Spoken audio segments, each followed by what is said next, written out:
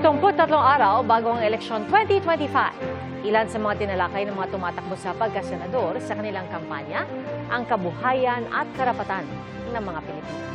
Saksi, si Marie Zumal. Idiniin ni Congresswoman Camille Villar ang halaga ng pagbibigay trabaho at suporta sa maliliit na negosyo. Digitalization kontra underemployment ay tinutulak ni Benher Abalos. Pag-invest sa irigasyon ay sinusulong ni Makati Mayor Abby Binay para sa food security. Si Ping Lacson binigyan diin ang budget reform para mas maabot ang LGUs. Murang kuryente sa tulong ng nuclear power plant ang tinutulak ni Manny Pacquiao.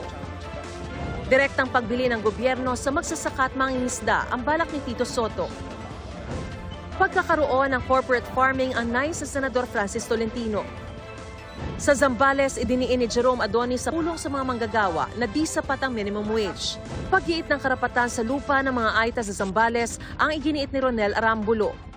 Si Mimi Doringo pinakinggan ang hiling ng mga katutubo na paaralan, ospital at iba pa. Sa Pasig, dagdag na tulong para sa mga jeepney driver ang isinulong ni Bam Aquino. Kahapon, nag-ikot sa palengke, terminal at port sa Zambales si Franz Castro. Nakausap din ni Amira Lidasan ang ilang driver at vendor doon. Kabilang sa ikinampanya sa antipolo ni Senador Pia Cayetano ang edukasyon at women empowerment. Hinikayat naman ni Senador Bato de la Rosa ang local legislators na tugunan ng problema sa droga.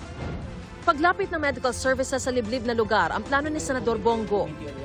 Dagdag benepisyo para sa barangay officials naman ang isa sa binigyan diin ni Senador Amy Marcos.